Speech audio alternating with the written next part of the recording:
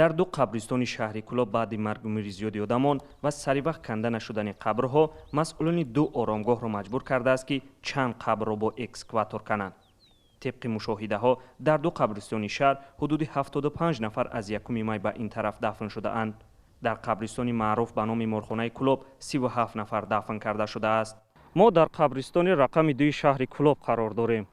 مسئولان این قبرستان میگویند که از 1 مای سر کرده تا امروز حدود 40 قبر در اینجا کنده و ساکنان را دفن کرده اند که 15 نفر آن را از خانه ها به اینجا آورده دفن کردند و باقی مانده آن را از بیمارستان اینجا آورده دفن کردند.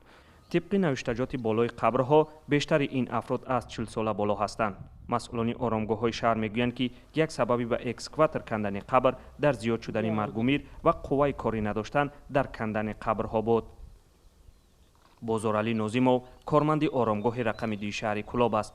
میگوید در 2 روز اخیر دفن ساکنان کم شده است. این حاضر یکیم زده یک تا گروندیم شلوکی تنجه این ساعت 1 شب 2 شب جوباجو میکردیم در لحظ.